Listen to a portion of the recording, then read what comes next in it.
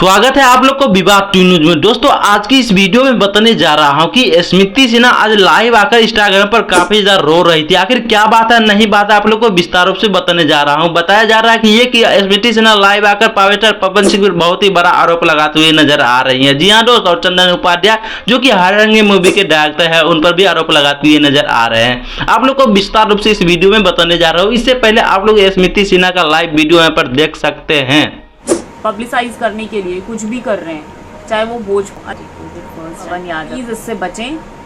जितना हो सकता है अपने आप को बचा कर रखें। जान है तो जहान है, जिंदगी रही तो मैं फिल्मों की लाइन लगा दूंगी। तो आप लोग देखे ही होंगे स्मृति सिन्हा लाइव में आकर कहें कि पावर स्टार पवन सिंह और चंदन उपाध्याय हररंगी मूवी के डायरेक्टर हैं, उन पर काफी ज्यादा भयंकर आरोप लगाते हुए नजर आ रहे हैं। आरोप में ये बोल रही है क्या पावर स्टार पवन सिंह और चंदन उपाध्याय ऐसे डायरेक्टर के साथ आप लोग बिल्कुल भी काम नहीं करिएगा।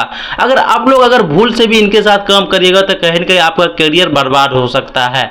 जी हाँ दोस्तों, कहीं न कहीं बहुत ही बड़ा बात बोल रहे हैं। ऐसा करने का ये रीजन है कि आप सभी को पता है कि स्मृति सिन्हा को कहीं न कहीं किसी भी जगह में उनका जो है थोड़ा सा भी क्लिप नहीं दिया गया है।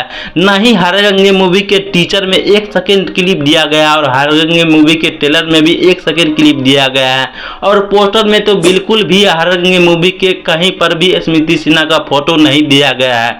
और कहीं न कहीं इसी सब वजह से काफी ज्यादा गुस्से और टेंशन में आकर रोने लगी स्मृति सिन्हा। दोस्तों आपको क्या लगता है कि स्मृति सिन्हा को ऐसा बोलना चाहिए या नहीं बोलना चाहिए? इंस्टाग्राम पर ऐसे करके लाइव आना बहुत ही ज्यादा गलत है कि सही है? आप सभी कमेंट बॉक्स में बताइएगा।